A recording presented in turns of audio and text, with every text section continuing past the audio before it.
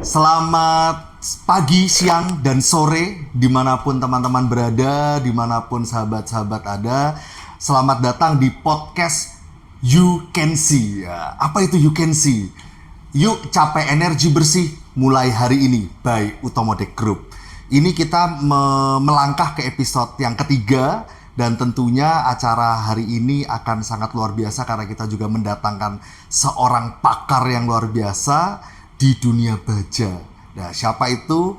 Pak Hasan. Selamat pagi, siang, dan sore, Bapak. Selamat pagi, siang, sore, Pak Riko. Iya, mungkin teman-teman belakangan pasti sudah lihat lah ya beberapa kali Pak Hasan itu siapa gitu. Tapi hari ini saya mau memperkenalkan Pak Hasan lebih jauh karena beliau ini dikabarkan merupakan profesornya ilmu baja. Wah ya, di Surabaya ini sudah yang paling tahu menurut saya. Hoax itu, Pak. Hoax itu ya? Hoax itu, Pak.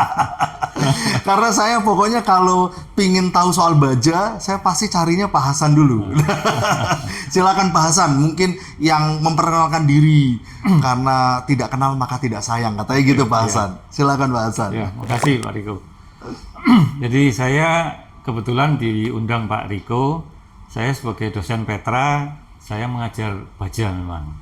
Oke, siap. Ya, saya mengajar baja, kemudian baja ringan ini memang relatif baru dalam tanda kutip. Ya, ya. Nah, saya juga sebagai anggota tim penyusun peraturan baja, baja ringan. Ya. Baja ringan ya? Ya, mungkin itu aja perkenalan dari saya. Itu ya Pak ya? Wah, Ya. Ini kelihatan dari perkenalan aja kalau Pak Hasan ini orangnya humble gitu ya. Humble, karena dari sekian banyak prestasi ternyata cuma sekian nih, sedikit aja nih Pak. Oke, tapi begini Pak Hasan, kan kita kan ketahui gitu ya bahwa sebetulnya industri atau penggunaan baja ringan ini kalau boleh saya pikir ada 20 tahun ya Pak ya? Industri Pak. baja ini ada. Lebih mungkin Pak. Lebih ya, saya rasa lebih ya. Ya. Sekitar 20 tahun atau bahkan mungkin 30 tahun yang lalu itu sudah populer. Sudah populer. Tapi ternyata hari ini kita ini masih diterpa badai yang boleh disebut badainya agak negatif Pak. Katanya produk baja ringan itu tidak kuat. Katanya produk baja ringan itu tidak aman. Katanya bahkan ada beberapa orang yang nggak mau kalau rumahnya itu rangka atap baja ringannya pakai baja ringan. Nggak mau Pak. Itu masih ketemu loh Pak. Nah, tapi untuk mempertajam diskusi kita hari ini, kita ada beberapa cuplikan, gitu ya Pak ya? Ya, ada beberapa cuplikan, video, ada beberapa materi-materi di news juga, gitu ya, yang mungkin bisa memperkaya diskusi kita. Oke ya? Nah ini Pak, salah satunya. Nah, artikel ini Pak menyebutkan ini tahun 2022 Pak. Berarti artinya ya sekitar anggap 2 tahun yang lalu ya Pak ya? Atau 3 tahun yang lalu itu cukup baru berarti ya? Ya. Baru? Ya. Atap SD roboh. Nah, tuh di artikelnya aja ada gambarnya melukai orang, Pak. Berarti kan berbahaya, Pak, bagi jiwa seseorang gitu. Nah, ini. Terus kita lanjut lagi. Nah, ini kan sampai di police line. Nah, dilihatkan bahwa produk ini seolah-olah produk yang tidak aman, Pak. Oh. Lalu ada lagi nih, ini baru nih, Januari 2024 Pak, tahun lalu. Ya. Dilanda angin kencang dan hujan deras, atap SDN Polisi 1 Bogor ambruk. Nah, rangkanya kalau kita teliti, baja ringan juga Pak. Ya. Ya kan? Oh.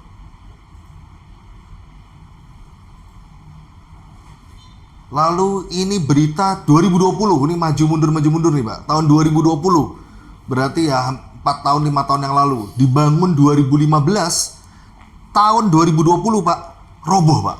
Duh, apa betul? Ini kan berarti kan dibangunnya 2015, dia berita keluar Januari 2020. Berarti usia bangunan ini kurang lebih bisa 5 tahun. 5 tahun ya Pak ya? Teoritis bangunan sipil itu 30 tahun Pak. Nah itu. Teoritis seperti itu. Secara tapi kenyataannya bisa lebih. Apalagi yang bangunan-bangunan infrastruktur, nggak mungkin cuman service life-nya cuma 30 tahun. Tapi secara umum service life bangunan itu 30 tahun. 30 tahun. Ini cuma 5 tahun roboh. Nah, itu dia. Ya. 30 tahun itu kan bahasanya kan yang digaransi gitu ya, Pak ya. Betul. Menjadi Ya. satuan standar. Ya. Padahal kenyataannya juga banyak bangunan yang bisa Lebih bertahan dari itu. lebih seumur Ya. hidup manusia juga ya, Betul. Pak ya. Iya. Ini baru 5 tahun, Pak, rubuh. Iya.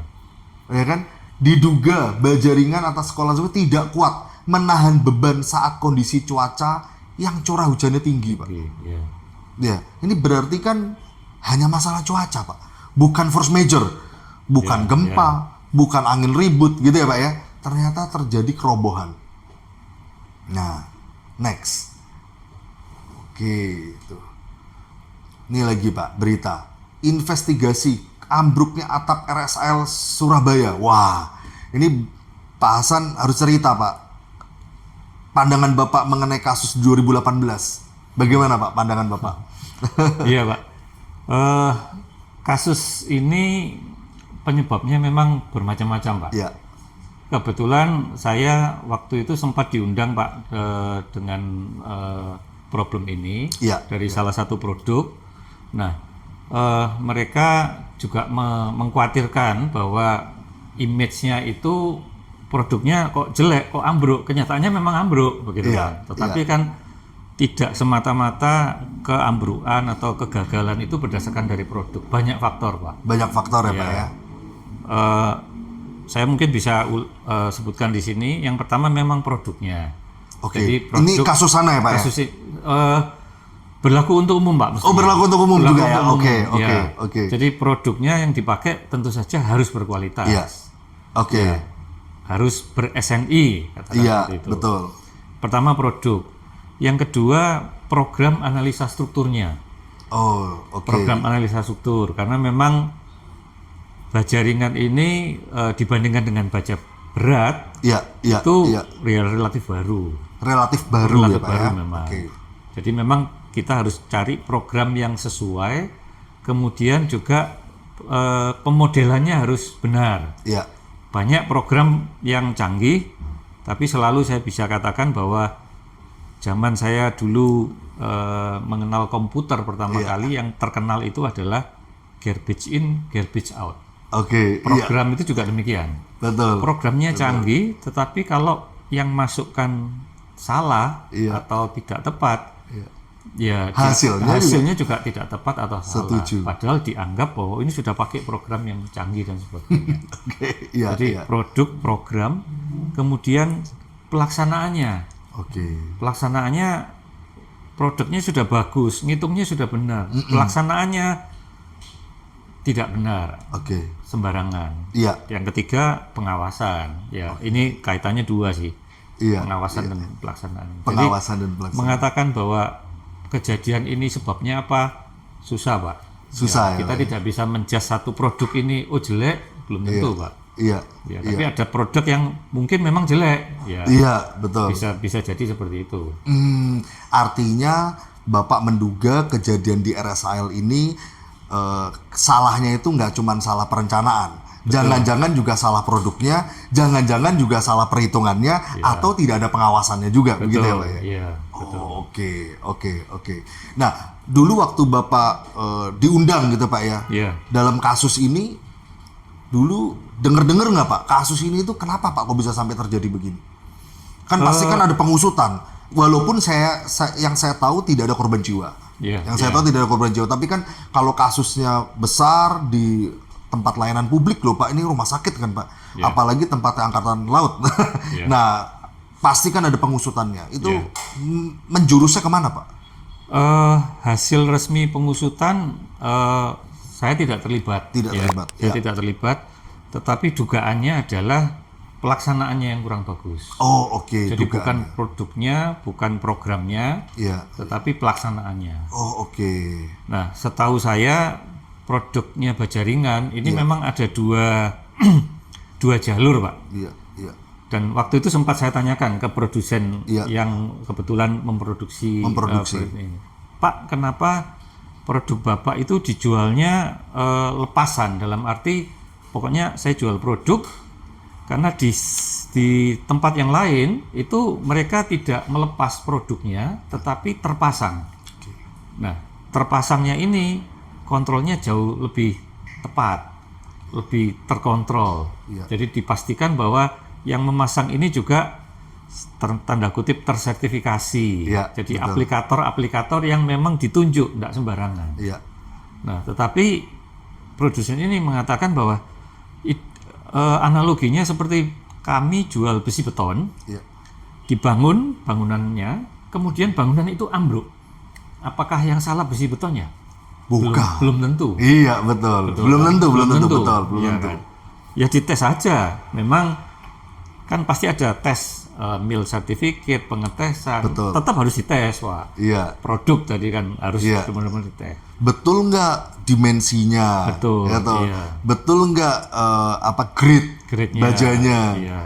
Oke. Jadi produknya sudah benar tapi dilaksanakan dengan salah Iya. atau mungkin perencananya yang salah, ngitungnya besinya benar 16 biji tapi harusnya 5 biji misalnya, Iya. pasangnya cuma 4 atau mungkin ngitungnya cuma 4 padahal kebutuhannya 5. Jadi Iya. banyak faktor, Pak. Banyak faktor. Nah, kasus kebetulan yang RSAL itu indikasinya adalah pelaksanaannya karena bukan dilaksanakan oleh aplikator yang khusus melaksanakan. Oke. Jadi kira-kira indikasinya gitu. Cuman saya terus terang tidak mendapat rilis resmi dari hasil penyelidikan dari mungkin lab forensiknya Polda misalnya. Polda, gitu, iya, betul. Oke, terima kasih Pak. Ini makanya kenapa kok kita datangkan Pak Hasan ya, karena pertanyaan-pertanyaan yang kadang-kadang ini udah terkubur nih Pak. Ini tahun 2018 Pak. Betul. Iya, ini udah terkesan terkubur, padahal masih berbekas ketakutannya Pak. Bertahun-tahun orang jadi takut kalau bangunan kalau public building lebih baik jangan pakai baja ringan. Nanti kalau rubuh bagaimana? Jadi kadang-kadang rumah sakit nggak mau pakai. Padahal ya nggak juga. Banyak yang pakai baja ringan juga nggak rubuh, gitu kan Pak ya. Kita nih agak-agak itu Pak, agak prihatin. Memang jangan-jangan materialnya betul, tetapi bagi kita yang Utomodek Group ini memang produknya adalah produk yang tier 1 gitu ya Pak ya. Kita berusaha untuk jaga kualitas, standar yang baik, jadi terlukai Pak dengar berita gitu, ya kan ya Pak ya. Nah, berdasarkan nih Pak, berdasarkan tadi itu ada video-video, berita-berita seperti itu, gimana menurut Pak Hasan penggunaan baja ringan ini menurut Bapak gimana? Positif atau negatif atau seharusnya dipertahankan dan dikembangkan atau seperti apa pandangan Bapak ngelihat realitas sekarang ya Pak ya? Silakan Pak. Menurut saya positif, cuma kejadian-kejadian itu kelihatannya kan memang berulang, Pak. Iya. Dan fokusnya kalau sampai terjadi kegagalan, terutama bangunan publik, tadi rumah sakit, SD, puskesmas, itu pasti yang bisa dicek pertama kali oleh Puslapfor adalah materialnya. Oke. Nah, tentu saja kita ya harus pakai material yang berkualitas. Oke, Ya. betul. Nah, kalau itu sudah melewati satu tahapan, sudah materialnya sudah berkualitas, yang tadi saya sebutkan programnya ngitungnya bagaimana, pelaksanaannya bagaimana dan sebagainya. Nah, kecenderungannya adalah tadi Bapak sempat katakan yang di minimarket ya. Suara kucing, kelihatannya bebannya sudah tidak kuat, berbunyi, kemudian baru roboh. Secara kegagalan struktur itu ini bukan saya mensyukuri kegagalannya. Kegagalan seperti itu baik dalam arti memungkinkan kita untuk was-was untuk lari. Seperti itu. Yang berbahaya adalah tanpa tanda-tanda langsung roboh, Pak. Memang tantangannya di baja ringan adalah bagaimana menggunakan produk, program dan sebagainya, termasuk mengedukasi. Karena kegagalan baja ringan ini salah satu memang yang fatal itu tiba-tiba Pak, karena materialnya tipis, dia bisa sobek. Nah begitu sobek, dia nggak ada kalau beton, baja itu mungkin bisa kelihatan melendut begini. Ini nggak ada Pak, memang keruntuhannya tiba-tiba karena materialnya tipis sekali. Nah, itu tantangannya baja ringan begitu. Tapi apakah itu membuat kita a priori wah bahaya berarti? Tidak Pak, ya harus banyak faktor yang tadi harus menjadi PR bersama mungkin Pak dari pihak akademisi, Iya. saya sebagai akademisi dan Iya. sebagai produsen. Iya. Nah, tadi gini, saya potong sedikit Pak Hasan. Pak Hasan tadi bilang kan yang pertama itu yang diuji atau dites adalah kualitas produk. Baru yang kedua bagaimana software perhitungannya. Betul. Ya, tapi kan ada rebus in rebus out Pak. Bagaimana mereka itu juga menginjek data yang juga benar juga. Ya, Gambar yang betul juga. betul. Baru kita bisa tahu bahwa software tersebut itu bisa menghitung beban matinya berapa, betul ya Pak ya? Betul, betul. Beban yang hidup berapa, lalu apakah nanti ada beban yang lain, Iya, iya. termasuk pelaksanaannya. Tadi yang Bapak yang ketiga. Iya. Baru yang terakhir adalah pengawasannya. Berarti 4 poin ini Pak. Iya. Tapi begini Pak, semua kecap tuh bilang nomor 1 Pak. Iya. Ini terutama yang nomor 1 dulu Pak. Produknya, ya. Produknya. Share dong Pak ke kita, ke netizen, mungkin ke masyarakat. Apa sih Pak hal yang paling mudah untuk kita itu ketahui Pak terkait dengan produk ini bagus atau buruk? Paling mudah Pak. Kalau Bapak kan dekat dengan laboratorium Pak, tapi masyarakat ini nggak dekat loh Pak dengan laboratorium. Jadi artinya mungkin ada tips nggak dari Pak Hasan gimana sih cara mengetahui produk ini baik atau buruk begitu Pak?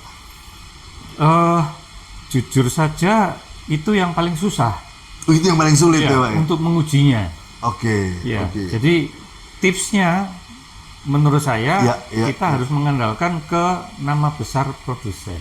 Oh, oke. Sudah, itu paling gampang seperti itu. Paling gampang ya, Pak ya? Ya, pakai produknya yang terkenal, Iya. maksudnya produsen yang terkenal. Oke. Itu tips gampangnya bagi saya seperti itu. Tentu saja secara teknis harus kita uji dan sebagainya. Uji lagi. Ya, karena Oke. yang bisa kami uji di lapangan bisa Iya, diuji iya, itu adalah ketebalan, Pak. Oke. Jadi kalau misalnya kita pakai rangka C75 dengan Iya. ketebalan misalnya 0,4, kita Iya. bisa tes, Pak. 0,4-nya bisa tes. Iya. Ya. Ya, Yang pakai tidak- mikrometer gitu Pak ya, dicek. Oke. pakai jangka sorong. Kita Iya. tidak bisa ngetes itu adalah lapisannya, Pak.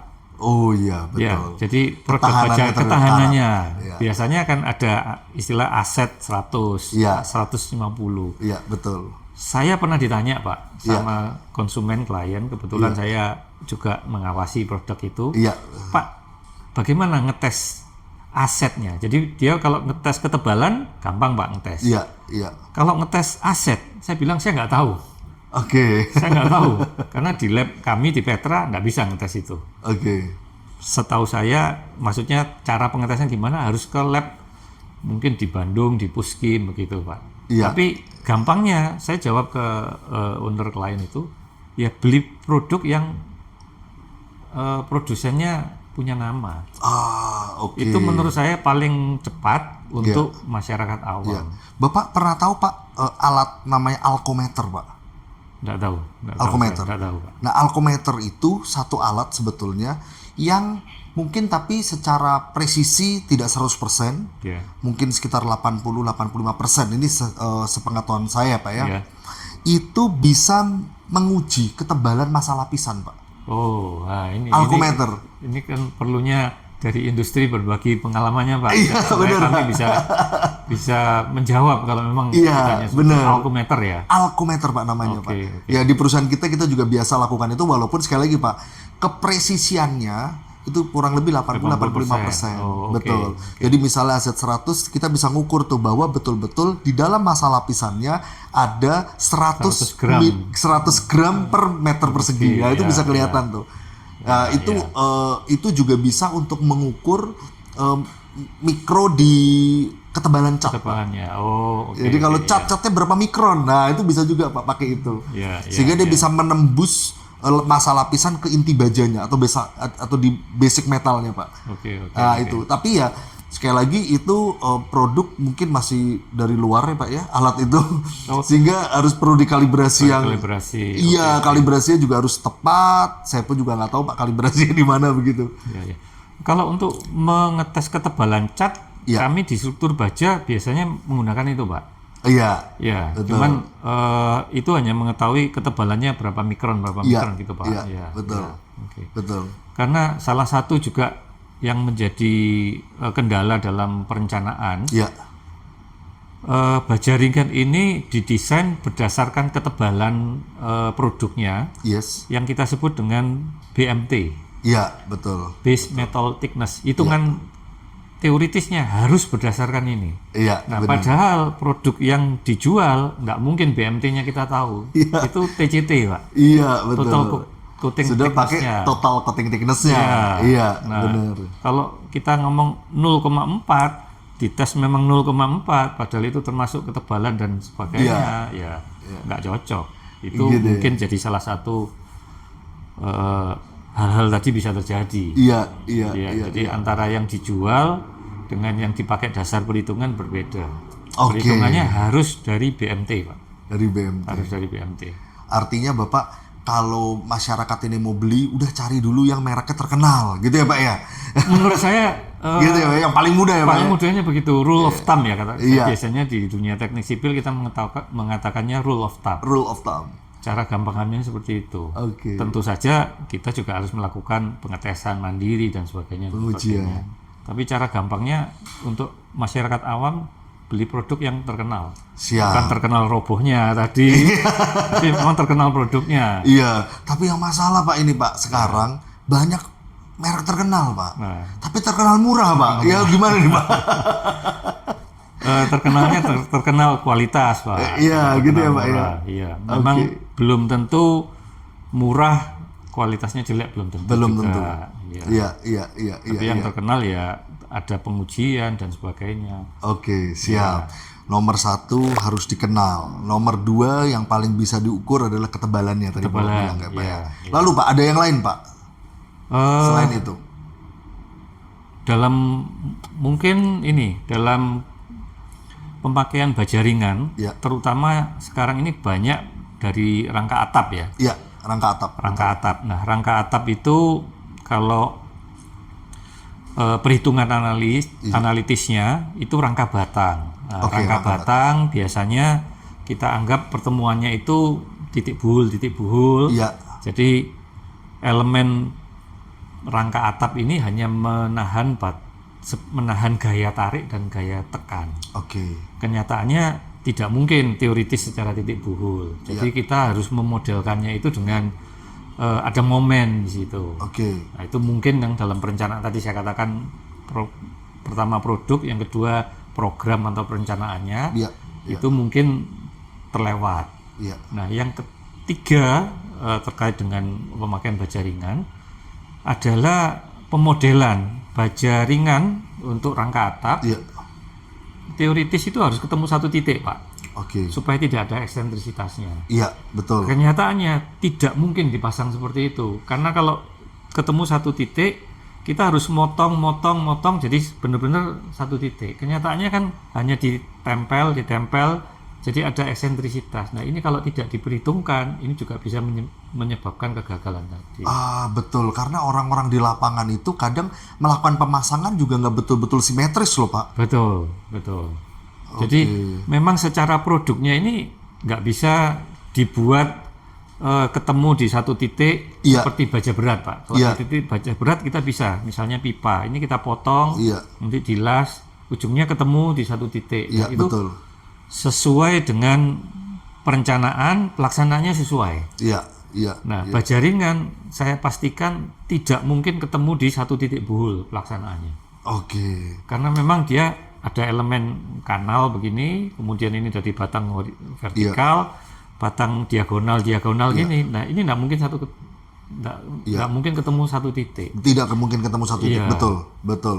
Nah, itu kalau tidak direncanakan dengan baik bisa jadi penyebab kegagalan tadi. Oh, oke. Ya, berarti artinya tidak hanya masalah produknya juga ya Pak ya. Betul, Tapi juga bagaimana kita bicara soal ininya, perencanaan Perencanaannya gambarnya tadi, juga. iya, Oke, jelas Pak. Nah, kembali nih Pak ke produk. Kan tadi Bapak sudah jawab bahwa ternyata itu pemilihan produk menjadi hal yang penting. Perencanaan gambarnya harus penting. Nah, Betul. boleh nggak Pak di-share Pak bahwa apakah saat ini Pak itu sudah ada satu metode gambar yang sudah dibakukan Pak Entah itu dalam bentuk SNI perencanaan misalnya, atau apakah itu sudah ada di dalam metode-metode yang berkembang. Karena sekarang ini Pak, banyak pabrikan memberikan jasa Pak, termasuk Utomodek Pak. Utomodek ini kita juga memberikan jasa perhitungan Pak, untuk membuat satu gambaran. Nah, tapi kan gambaran ini misalnya pabrik kita dengan pabrik lain bisa sedikit berbeda Pak. Dengan pabrik lain bisa sedikit berbeda. Nah, ini bagaimana Pak cara kita itu tahu, oke, gambar ini terbukti menjadi gambar yang terbaik dan mempunyai standar ukuran yang baik. Itu seperti apa Pak caranya Pak? Mungkin saya bicara ke peraturan dulu ya Pak. Iya, boleh. Ya, jadi karena kalau standar gambar tadi memang bisa dibikin acuan, tetapi karena bangunan ini kan sangat bervariasi, jadi agak-agak susah. Mungkin yang bisa distandarkan adalah tipikal sambungan-sambungan begitu. Oke, tipikal pertemuan-pertemuannya Pak ya. Itu bisa. Pertama tadi peraturan. Petra kebetulan waktu itu kami, saya juga anggota tim, itu mengusulkan peraturan baja ringan yang di Indonesia ini. Karena kita juga melihat bahwa penggunaan baja ringan sudah mulai banyak dibandingkan dengan baja berat, katakan begitu. Tapi peraturannya nggak ada yang pasti, karena mungkin produsen itu juga dia akan mengacu ke peraturan dari negara pemberi teknologinya, kan begitu. Ada yang dari Amerika, dari Australia. Gitu. Petra mengusulkan peraturan baja ringan belum ada, padahal terjadi kegagalan dan sebagainya. Akhirnya Petra mengusulkan ke Puskim, terus sampai akhirnya nanti menjadi Badan Standar Nasional ya, BSN itu. Ya. Nah, kami mengambil reference karena peraturan-peraturan di teknik sipil itu biasanya mengacu ke ISC, ke Amerika. Betul. Nah, kami mempelajari peraturannya Amerika, kemudian peraturannya Australia, kita bandingkan. Secara prinsip hampir sama. Jadi peraturan kita bisa mengacu ke Amerika maupun ke Australia. Secara prinsip sama. Ya, cuman kebetulan pada waktu itu kita dapat approval-nya untuk mengadopsi peraturan itu dari Australia. Dan kami juga harus mengajak ke industri. Nah, kebetulan pemakaian baja ringan untuk atap itu banyak industri itu yang mengacu ke produknya Australia. Betul. Oleh sebab itu, ya kami mengajak industri karena dari prinsip membuat peraturan harus melibatkan industri, akademisi dan mungkin praktisi. Gitu kan. Nah, kami mengajaknya industri ini dari pemakai yang kebetulan banyak memakai produk-produknya Australia. Kebetulan kami juga dapat izinnya dari Australia, sehingga menurut saya ini peraturan yang sekarang mengacu ke Australia ya cuman baja ringannya ini saja. Yang lainnya sudah mengacu ke Amerika. Walaupun secara prinsip tadi tidak masalah mengacunya kemana-kemana. Gitu loh. Jadi peraturan kita sudah punya peraturannya. Cuma dari tahun 2013 peraturannya memang kendalanya adalah di kurikulum. Di kurikulum di teknik sipil baja ringan ini tidak dibahas secara khusus. Saya mengajar mata kuliah baja, saya hanya memberi pengenalan bahwa ada baja, mestinya baja ringan itu istilahnya kurang tepat. Lebih tepat apa Pak? Lebih tepatnya itu baja canai dingin. Betul, baja canai dingin. Karena berat jenis baja itu tetap 7850 Pak. Betul. Dia ringan karena tipis. Betul. Tapi yang beredar di pasaran, yang di konsumen yang katakan baja ringan. Bukan berarti bajanya ringan, tidak. Karena beda dengan beton ringan Pak. Beton ringan itu memang benar-benar berat jenisnya beda. Kalau baja ringan enggak Pak. 1 kilo ya volumenya segitu. Betul. Dia tipis, gara-gara tipis itu aja. Jadi ya peraturan baja ringan atau peraturan kita tidak tertulis baja ringan Pak. Peraturan baja canai dingin Pak. Baja canai dingin. Atau cold form. Ya, code Nah, form. sampai sekarang ini tidak diajarkan secara umum begitu, Iya. karena kurikulum kita ini cukup padat, Pak. Oke. Cukup padat, jadi tidak bisa dimasukkan di Petra. Materi tentang bajaringan itu kami masukkan di mata kuliah S2. Oh, S2-nya Petra ada, Pak, yang tentang struktur baja. oh gitu ya Pak ya? Itu ada. Berarti kalau mau pinter bajaringan harus S2 dulu Pak? Wah, ada masalah ini Pak. Enggak bisa, banyak referensi yang bisa dipakai. Ya. Oke, Nah, siap. tips bagi, karena peraturannya ini jarang disosialisasikan Iya. dan sebagainya. Tips yang menurut saya bisa bagikan ke praktisi Iya. untuk perencanaan, karena code-nya kita, peraturan kita itu kan mengacunya ke Australia Iya. dan tidak berbeda jauh dengan Amerika. Iya. Jadi perencanaan program analisa struktur ITEPS, SAP, Iya. biasanya kita bisa melakukan stress check, Pak. Oke. Kita bisa ada opsi di situ. Iya. Kita mau ngikut peraturan mana. Nah, itu tinggal pilih saja peraturan Amerika sudah. Oke. Bisa dipakai sudah. Bisa dipakai. Tidak harus program khusus yang di-develop sama si produsen. Biasanya produsen ini kan punya program Ya, unggulan yang betul. memang mereka develop khusus untuk produknya mereka. Iya, betul. Nah, Betul. kita sebagai praktisi kalau mau memakai, kebetulan kita tidak pakai produknya dia, apakah Iya. kita tidak boleh pakai bajaringan? Itu kan menjadi ketakutan tadi, Iya, kan? iya. Nah, ketakutannya ya harus pakai code yang benar. Oke. Nah, tinggal klik saja, ceknya dengan peraturan Amerika, karena mungkin peraturan Australia yang mestinya lebih cocok dengan peraturan kita, di program bawaannya mungkin belum mengacu. Belum mengacu. Ya, Oke. walaupun peraturan kalau mau cocok ya harus pakai yang peraturan Australia. Iya. Tapi pakai punyanya Amerika saja oke. Oke, artinya Pak, kan tadi kan kalau kita itu mau mengacu, gambar mana yang paling benar? Perhitungan mana paling benar? Sebetulnya ya kita harus cek sendiri, berarti gitu ya Pak ya. Betul, Terutama ya. para konsultan, para perencana, begitu ya Pak ya. Betul, ya. Sehingga pada waktu mereka menggambar satu rangkaian, mereka coba masukkan ke dalam sebuah software untuk di stress check gitu tadi ya Pak ya. Betul. Gambarnya model apapun selama stress checknya secara rasio masih aman terhadap kegagalan, berarti aman. Ya. aman, gitu ya Pak ya. Dengan catatan apa yang kita input ke program itu Iya. benar. Oke. Contohnya tadi yang titik bull tadi. Iya, Jadi betul. jangan diinput dengan satu titik, jangan. Oke. Sesuai dengan pelaksanaannya. Oh, ini ada jarak kasih jarak, Pak. Wah, Nah, kalau siap. itu dimodelkan dengan benar, Iya. harusnya benar. Oke, siap. Ya berarti Terkait dengan gambar, Pak, tadi iya, gambar. peraturan, karena kami juga waktu itu kan mengacu ke Australia. Iya. Australia itu punya pedoman untuk pemakaian bajaringan, Pak. Oke.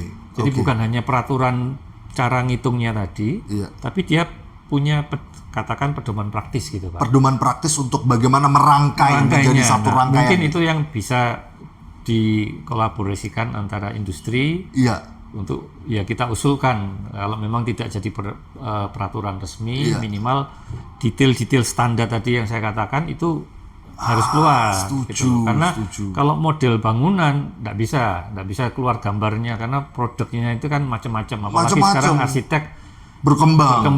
jadi tidak bisa. Tapi yang penting detail-detail join-joinnya ini harus mengikuti, misalnya Utomodek mengatakan, oh ini joinnya harus seperti ini. Iya, betul. Kan karena kan ada beberapa teman-teman kan kita juga kebetulan di Utomodek itu kita tidak hanya jual barang, tapi kita juga jual terpasang, Pak. Sehingga kita pun juga bisa memberi tidak hanya jaminan produk, tapi jaminan dari kegagalan bangunan. Betul. Itu kita juga keluarkan. Nah, tapi banyak masyarakat itu kan, aduh, rumahku kecil atau bangunanku kecil, nggak usah deh saya pasang sendiri gitu. Nah, itu perlu Ya. detail-detail. Berarti seperti kan itu, perlu Pak. gitu ya, Pak ya? Iya. Nah, tadi kan kita masuk ke chapter berikutnya nih Pak, soal peran akademisi. Nah, tadi kan Bapak bilang nih, soal kurikulum. Iya. Gimana Pak? Nggak tahu tantangan apa sih yang Bapak hadapi Pak di dalam dunia pendidikan. Tadi kan Bapak sempat menyebutkan padatnya kurikulum, betul ya Pak ya? Ya. Apakah ada nggak sih yang mungkin mulai pelan-pelan? Karena teknologi itu kan maju Pak. Berarti kan ada yang sudah tertinggal Pak. Nah itu mulai itu Pak. Bisa nggak sih diskusi dengan mungkin juga dengan dinas pendidikan? Juga bisa diskusi dengan, itu kan pasti kan ada kaitan dengan dikti dan sebagainya Pak. Betul ya Pak ya? Betul. Bagaimana tidak, karena kan pasti ada akreditasi dan sebagainya, dan tentunya akan ada beberapa sisi keilmuan yang sebetulnya sudah tertinggal Pak. Nah lalu diganti dengan hal-hal yang sifatnya terbarukan ini gitu ya, pakai baja kita sudah lebih jelas lebih ekonomis pakai baja, betul ya Pak ya. Lalu lebih tahan lama.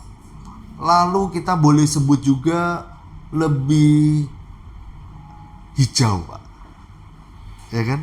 Kita sudah nggak lagi tebang pohon Pak. Makanya kalau zaman dulu kan rumah-rumah masih pakai kayu, betul ya Pak ya. Terus beralih sekarang ke menggunakan material baja ringan. Mostly kayaknya 90% bangunan beratap pelana atau atap prisma sekarang sudah pakai baja ringan, mostly ya Pak ya. Yeah. Kecuali mungkin yang besar-besar, ballroom dan sebagainya yang tidak ada tiang di tengah gitu, mungkin mereka lebih aman pakai konstruksi baja berat. Tapi pertanyaan saya adalah apa Pak yang menjadi tantangan Bapak di dalam memasukkan ke kurikulum supaya ini tidak hanya menjadi PR industri untuk memintarkan masyarakat Pak. Karena akarnya justru dari akademisi. Keluar dia ngerti bagaimana cara pengaplikasian baja ringan sebagai rangka atap begitu Pak. Atau baja canai dingin. Baja canai dingin. Oke, baja canai dingin. Kalau masuk kurikulum rasanya panjang ceritanya Pak. Oke. Karena sekarang ini di kurikulum teknik sipil itu juga banyak muatan-muatan yang tidak melulu teknik sipil. Jadi ada kimianya dan sebagainya. Nah, itu yang saya tidak berkompeten untuk membahas di situ. Kalau memang dari industri bahwa ini ada produk yang sering dipakai dan juga ada kegagalan dan sebagainya, kenapa kok tidak diedukasi? Betul. Nah, mungkin harus ada kerjasama antara industri dengan di akademisi. Oke, siap. Di Petra khususnya itu ada seminar umum Pak. Seminar umum itu biasanya diisi oleh industri-industri. Jadi memang kita ada seminar umum yang katakan tadi teknologi baru, walaupun mestinya tidak baru Pak, tapi yang bisa untuk mengedukasi itu dimasukkan di situ. Karena kalau masuk ke kurikulum khusus, menurut saya nggak bisa, karena cukup padat dan yang masuk kurikulum di situ adalah hot roll, baja berat tadi Pak. Iya betul. Walaupun perhitungannya sama-sama baja, mestinya kan tidak berbeda jauh, tapi kenyataannya perhitungan baja ringan menurut saya ini memang complicated. Jadi memang tidak bisa hanya dimasukkan di pengenalan produk sebentar begitu aja. Kalau mau ngitung detail, yang tadi saya katakan ya ambil S2-nya Petra itu tadi. Itu kalau mau detail begitu kan. Detail ya Pak ya. Tapi kalau yang di S1 enggak bisa. Bisanya masuk di seminar untuk produk, kami di Petra ada. Jadi ada produk, karena kami juga tidak hanya mengajar teoritis saja, jadi dari industri ada yang mengisi seminar-seminar di situ. Mungkin produk-produk seperti ini, kegagalan-kegagalan atau kendala-kendala tadi itu bisa dimasukkan di sana. Jadi masyarakat atau mahasiswa sipil misalnya itu tidak a priori tidak takut menggunakan baja ringan. Minimal dari mahasiswanya kita siapkan. Betul. Masalah masyarakat umum itu kan ya tugas berikutnya lagi untuk mengedukasi bahwa baja ringan itu bisa dipakai untuk bentang berat, bentang besar Pak. Bisa. Saya pernah menganalisa Pak. Jadi 12 meter tadi nggak masalah. Nggak masalah. Nah, sekarang ini kan betul Pak. Kita Utomodek siap Pak bekerja sama dengan Petra. Artinya begini, bahkan di dalam seminar-seminar umum, kita pun juga sudah bekerja sama dengan cukup banyak universitas Pak. Dan tentunya siap menyambut kerjasama berikutnya dengan Petra gitu. Wah, baik Apalagi kalau nih Pak ya, sampai memerlukan support lebih terhadap pembangunan laboratorium baru Pak. Gitu. Utomodek siap Pak. Dan kita berpikir bahwa akar dari pertumbuhan, karena gini Pak, teknologi ini kan tumbuh terus Pak, tumbuh terus. Sedangkan di sistem akademisi ini kan perlu ada proses Pak, perlu ada proses, betul ya Pak ya, perlu ada proses. Bayangkan yang tadi kita bilang di awal Pak, baja ringan itu sudah berapa tahun? 20 tahun? Kayaknya 30 tahun deh, lebih ya Pak ya, udah dipakai. Tapi sampai hari ini bahkan semua orang masih meragukan karena perhitungannya beda-beda Pak, karena belum ada bahasan di mana-mana. Ini kalau semua orang baik itu praktisi maupun akademisi seperti Bapak yang expert di bidang baja, ini kan tentunya Bapak oke gitu, tapi kan nggak semua seperti Bapak. Artinya kan perlu ada memang tenaga pengajar di akademisi yang membekali dasar-dasar keilmuan itu, Pak. Sehingga begitu keluar mereka sudah paham, mereka tinggal praktikalnya mereka uji terus. Ya, karena kan mayoritas memang kalau di universitas ada praktek, tetapi kan prakteknya terbatas. Betul. Terus prakteknya pun juga hanya dummy gitu ya Pak ya. Tapi kan kalau di dunia nyata ini kan kita bicara bangunan yang luar biasa besar. Kita Automodic Group itu atap kita dipakai mostly hampir 80% Pak. Bandara di Indonesia. Project kita yang lumayan besar itu di KCIC, Kereta Cepat Indonesia Cina. Oh iya. Itu juga full pakai Automodic. Terus beberapa stasiun-stasiun LRT itu juga pakai Automodic. Stadion-stadion olahraga besar juga pakai Automodic. Artinya kita memberikan satu layanan produk itu dan layanan gambar termasuk juga pemasangan yang sebetulnya one stop Pak gitu. Jadi one stop service Pak. Begitu datang mau beli mau pasang kita ladenin semua. Nah, tetapi kembali Pak, pada waktu kita bicara sama orang yang jual material aja, mereka tanya sama kita, "Loh, kok kamu punya gambar begini?" gitu. Soalnya tetangga punya gambar yang lain lagi. Tetangga punya gambar yang lagi. Nah, itu Pak kebingungan kita. Makanya kita sebetulnya sangat-sangat berharap bahwa peran serta akademisi itu Pak ya, itu bisa memintarkan bangsa ini juga dengan cara yang lebih terhitung, lebih terstruktur, lebih aman lah Pak untuk dipakai oleh masyarakat. Karena hari ini justru yang diragukan adalah keamanannya Pak. Gitu. Nah, terkait dengan laboratorium Pak. Nah, ini saya ingin tahu lebih dalam. Kan kalau nggak salah di Petra ada laboratorium? Ada laboratorium struktur Pak. Tapi struktur. Bukan khusus untuk baja, jadi ngetesnya macam-macam. Macam-macam. Laboratorium struktur itu kan juga ada laboratorium betonnya berarti Pak ya. Untuk kuat tekan beton dan sebagainya. Itu apa aja dong Pak? Diceritain Pak. Karena kita pun juga beberapa kali melakukan pengetesan. Baik itu baja ringan maupun beberapa produk kita yang baja berat. Kita juga ada jual baja berat Pak, yang galvanis gitu Pak. Kita juga jual CNP gitu kita juga ada. Tapi cerita dong Pak sedikit soal laboratorium yang di tempat Bapak. Apa sih Pak yang nanti ke depan kita bisa kolaborasi Pak? Laboratorium struktur memang karena strukturnya itu ada beton, ada baja, tapi secara prinsip laboratorium struktur berbeda dengan laboratorium beton, Pak. Jadi di Petra itu memang ada laboratorium beton. Khusus beton itu Pak ada? Khusus beton. Jadi mula-mulanya yang di gedung apa tuh Pak? Yang gedung lama ya Pak ya? Sekarang gedung baru Pak. Sekarang udah gedung baru ya? Gedung baru semua? Tambah luar biasa Petra ya Pak ya? Jadi kayaknya beton itu tumbuh terus. Laboratorium struktur kita termasuk yang canggih lah Pak. Saya cerita yang mengenai beton. Jadi beton itu laboratorium beton konvensional Pak. Biasanya di fakultas atau universitas yang mengajar teknik sipil itu akan ada laboratorium betonnya. Beton ini hanya untuk melakukan pengetesan terhadap beton, tes tekan, kemudian tes lentur, lentur juga mungkin belum bisa tes geser, tapi prinsipnya tes tekan. Biasanya kan untuk bangunan kita mendesain suatu bangunan dengan standar mutu beton sekian, FG aksen atau K sekian, begitu. Nah, itu tesnya seperti itu. Oke. Nah, kalau yang di Petra Laboratorium Struktur, ini benar-benar elemen, Pak. Jadi kita bisa mengetes balok, kemudian ada beam column join, kemudian dites kalau mengalami beban gempa. Nah, itu dites, Pak. Ini yang dulu banyak acara bridge competition masih ada nggak Pak sampai sekarang? Masih ada. Masih ada ya bridge competition? Masih ada. Wah, masih itu ada, dulu Pak. saya acara sipil paling bergengsi kayaknya bridge competition itu.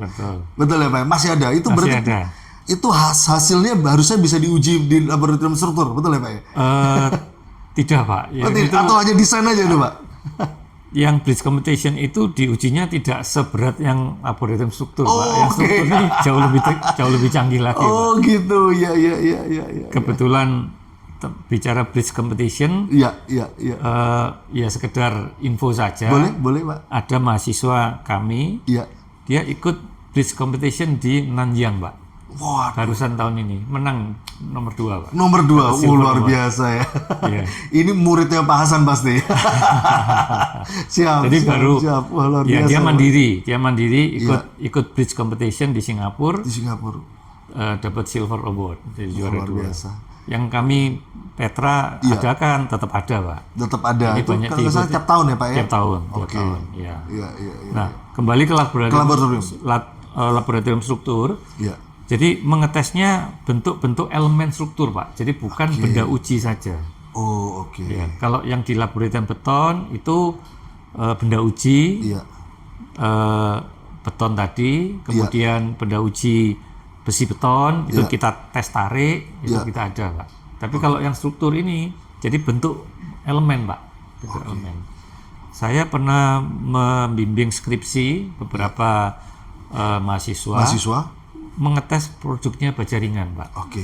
Jadi baja ringan ini kan terkenal dengan tipisnya. Jadi kegagalannya adalah ada yang namanya local buckling, lateral buckling. Itu bisa kelihatan, Pak, di laboratorium gitu. Jadi mungkin kedepannya kalau memang ada mahasiswa yang berminat tentang topik ini, kami mohon Utomodek mungkin bisa sponsor untuk profil-profilnya yang dipakai sebagai spesimen untuk ujiannya begini, Pak. Siap Pak Hasan.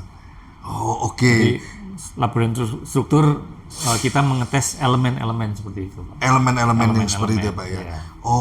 Nah, kalau di sana sendiri, Pak, berarti kan melayani tentunya pengujian, gitu Pak ya. Betul. Berarti kalau kayak Utomodek bawa cetrasnya datang ke laboratorium struktur bisa ya Pak ya dibantu tes? Bisa. Itu bisa, pengetesannya metodenya Pak, sudah ada standar resmi yang ditentukan atau kita bisa menerapkan standar kita Pak untuk metode pengujian? Kalau struktur setahu saya tidak ada standar resminya, Pak. Tidak ada standar resminya ya? Kalau yang ada standar resminya itu standar bahannya, Pak. Jadi tes tariknya, modulus elastisitas, itu ada standarnya, Pak. Tapi kalau sudah bentuk struktur harus permintaannya dari Utomo bagaimana, nanti bisa ke lab struktur, ada kepala lab strukturnya sendiri di situ, bisa konsultasi di situ, Pak. Oke. Karena sekarang ini kan kita kan sedang melengkapi, Pak, standar-standar uji, baik itu mill test certificate-nya, kita harus lengkapin semua dari pabrik mill, dari pabrik coil, terus bagaimana produk barang jadi ini juga kita sertifikasikan, dan ini kita mau justru dari banyak universitas, tidak hanya Petra saja nanti Pak, yang untuk melakukan pengujian begitu, supaya lebih lebih terpercaya Pak. Karena kadang-kadang kalau saya di Jember ya sama universitas di sana Pak. Karena masing-masing daerah ini punya kiblatnya Pak. Gitu. Betul. Ya kan Pak. Nah, tapi kalau memang kita kalau memang di Utomodek itu sangat menjunjung tinggi sebetulnya mengenai kekuatan produk. Sehingga memang kita secara berkala itu harus melakukan pengetesan. Baik itu di laboratorium Kemenperin Pak maupun di laboratorium universitas gitu Pak. Nah, SNI Pak, saya mau bahas Pak. Ini ada sponsor mengenai SNI barang jadi Pak. Nah, pernah nggak sih Pak di Petra ataupun ini membahas terkait dengan SNI yang sifatnya SNI produk tapi Pak. Kan kalau tadi kan Bapak kan bahas di awal mungkin SNI terkait perencanaan. Perencanaannya benar. Betul ya, perencanaannya Iya. bagaimana perencanaan ini harusnya sudah mempunyai standar titik-titik pertemuannya. Tapi kalau barang jadinya bagaimana Pak? Karena hari ini kita itu para industri Pak ya, itu butuh penengah yang netral. Ya, si A selalu bilang paling baik, si B selalu bilang paling baik, si C selalu bilang paling baik. Akhirnya kita mau mengacu kepada apa? Mengacu kepada SNI Pak. Tetapi hari ini penyusunan SNI produk barang jadi, maaf ya Pak ya, saya kok nggak lihat peran serta akademisi Pak gitu. Karena saya beberapa kali Pak, baik dari tahun 2017, 2023 akhir sampai kemarin terakhir saya di Jakarta, di Bogor, itu pun juga difasilitasi dari kementerian untuk ada satu FGD kumpul, tapi kebanyakan produsen Pak. Ya, ya. Kebanyakan produsen yang bahas mengenai standar SNI.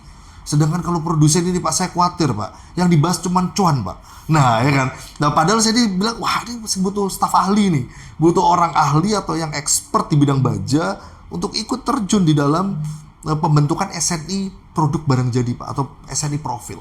Nah yang sekarang ada itu kan 8399 yang tahun 2017 dan diperbarui di tahun 2023, dan semuanya ini belum wajib loh Pak. Saya kasih tahu Pak, belum wajib. Jadi kalau ada produsen di luar sana yang SNI profilnya itu memang tidak ada SNI, itu pun tidak masalah. Tidak salah berarti. Tidak salah. Tidak salah. Karena tidak wajib, ini masih SNI sukarela Pak. Nah, gimana Pak menurut Bapak peran akademis, apakah sudah sampai sejauh itu atau memang belum dilibatkan atau bagaimana Pak? Pak Hasan. Setahu saya mestinya penerbitan SNI akan melibatkan Pak. Iya. Cuma mungkin dari penjelasan Bapak tadi mengikuti di Jakarta dan sebagainya, karena ini membahas SNI produk, mungkin keterlibatannya saya nggak tahu persis. Iya. Tapi setahu saya mestinya harusnya melibatkan. Tapi mungkin keterlibatannya karena porsinya ini produk, jadi lebih banyak ke produsen. Gitu loh. Tapi saya yakin akademisi pasti dilibatkan Pak. Pasti dilibatkan. Ya, Pak. Tapi porsinya nggak kelihatan gitu Pak ya, mungkin ya Pak. Saya tahu Pak ya. Saya nggak bisa bicara seperti itu karena kebetulan kami dari Petra tidak dilibatkan yang di SNI produk. SNI produk. Tapi kalau yang SNI perencanaan, ya memang kami yang pencetusnya waktu itu. Jadi nah, terkait dengan SNI produk di kurikulum pasti tidak dibahas Pak. Jangankan SNI produk, SNI-nya yang perencanaan itu. Iya. Kita waktunya sudah tidak banyak. Nanti kurikulum ini begitu padatnya, nggak nutut Pak dibahas itu. Apalagi yang SNI produk. Iya. Jadi kami memang tidak dibahas. Tidak dibahas. Ya, saya punya yang RSNI yang produk Pak. Saya punya. Tapi yang SNI-nya saya belum punya. Oh belum punya. Masih R-nya ya Pak ya. R yang itu saya masih punya. Ya. Sekarang sudah ada SNI-nya Pak. Tapi ya itu dia Pak. Masih belum wajib Pak. Ya. Tapi sebetulnya terima kasih banyak Pak Hasan untuk pertemuan kita hari ini, gitu ya Pak Hasan ya. Tentunya kalau kita ngobrolin soal konstruksi, saya pasti akan banyak libatkan Pak Hasan. Jangan kapok Pak, saya undang lagi kapan-kapan You Can See lagi Pak, ya kan. Ini satu podcast yang kita harapkan bisa mencerdaskan bangsa juga. Tidak hanya kita kasih jualan-jualan doang, enggak. Tapi juga kita mau kasih keilmuannya Pak. Makanya kita biasanya undang, libatkan akademisi maupun birokrat Pak. Juga kita undang Pak. Jadi dari kementerian, mungkin dari teman-teman kementerian, terus dari teman-teman ahli yang di dirjen. Nah, itu juga kita mau libatkan Pak. Nah, artinya kalau boleh saya simpulkan, produk Bajaringan ini masa depannya bagus Pak ya? Bagus Pak, bagus. Bagus ya Pak ya? Karena saya lihat kan potensinya tuh justru sekarang lebih luas loh Pak daripada baja berat. Betul. Iya Pak ya? Betul. Dan gimana menurut Bapak Pak? Terutama ketahanan ini Pak. Kalau biasanya dulu kuda-kuda itu ketahanannya kan, ini rayap dan sebagainya. Semua sekarang tidak, cuman yang perlu diperhatikan tadi adalah detailing tadi. Oke. Tadi yang 2015, 2020 loh, ternyata kok nggak tahan lama. Iya, betul, baru 5 tahun, bukan Pak. produknya yang salah, Pak. Iya. Pelaksanaannya dan macam-macam. Pelaksanaannya. Saya boleh tanya nggak, Pak? Boleh Pak Hasan. Jangan Ini saya yang- terus tanya nih. Iya, iya. Ini yang jadi pemikiran saya Iya. kan, supaya kalau saya kan juga akademisi, Iya. mengajarkan ini kan diinfokan bahwa baja ringan ini eco-friendly, tidak menebang pohon. Betul. Tetapi dalam produksinya, Pak, Iya. apakah itu juga tidak fuel based industri begitu, Pak? Oke.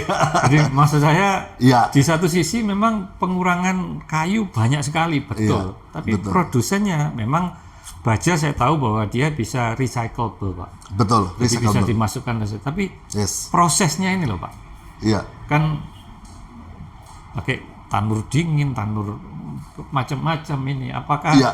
itu Iya. tidak dianggap sebagai yang non eco-friendly, Pak? Iya, betul. Saya jawab, Pak, ya. Nah, poin yang pertama begini, Pak. Kebetulan kita tidak lakukan pemproduksian koilnya, Pak. Kita ini di Utomodek Group itu mayoritas kita hanya memforming, Pak. Melakukan perubahan bentuk, baik itu dari BCLAS, Pak. Kalau di SNI kita sebut baja lapis aluminium seng. Itu kita ubah bentuknya menjadi satu profil atap, kita roof to floor lah, Pak. Mulai dari atap, rangka, plafon, sampai decking kita buat semua, Pak. Nah, dan mayoritas justru di dalam pemproduksian kita hanya pakai listrik, Pak. Hanya pakai listrik. Dan limbahnya, kalau boleh dibilang hampir tidak ada limbah, Pak. Hampir tidak ada limbah. Karena kita punya satu pusat pengelolaan limbah, begitu, atau sisa produksi, Pak, ya. Itu pun potongan-potongan baja yang masih bisa di-recycle. Iya. Masih bisa di-recycle. Walaupun bukan kita yang merecycle, Pak. Iya. Gitu. Artinya kita memang hanya fokus di pemprofilan, Pak. Nah, kalau mungkin yang Bapak tanyakan tadi mungkin lebih kepada Industri proses baja. industri bajanya, Pak. Iya, betul. Mulai dari biji besi, Iya. slab, ya, Pak, ya. Iya. Terus turun ke dipanaskan, dia jadi hot roll, ya kan, Pak. Begitu hot roll dia ditekan jadi cold roll. Iya, Nah, iya. itu industri yang berbeda, Pak, dari kita. Kita ini penikmat, Pak, sebetulnya, Pak. Kita penikmat. Tapi pembicaraan ini akan seru, Pak. Lain kali kita undang pabriknya, Pak. Iya. Kita diskusi bertiga, Pak. Oke. Siap, Gitu ya, siap. Pak Hasan, ya. Iya. Nah, kalau boleh saya simpulkan berarti pembicaraan kita positif, ya, Pak, ya. Berarti Pak. masyarakat seharusnya jangan khawatir pakai produk baja ringan atau dari produk yang BJLAS atau dari baja canai dingin, gitu ya, Pak, Betul, ya. iya. Sehingga masyarakat nggak perlu khawatir. Yang perlu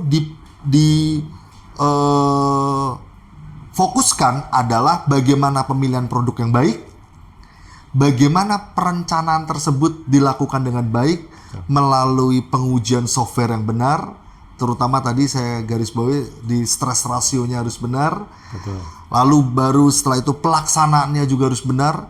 Dan mungkin buat masyarakat juga perlu tahu bahwa para aplikator atau pemasang baja ringan ini ada sertifikasinya juga, gitu ya, by BNSP juga. Jadi artinya ada sertifikasi profesi untuk pemasang baja ringan.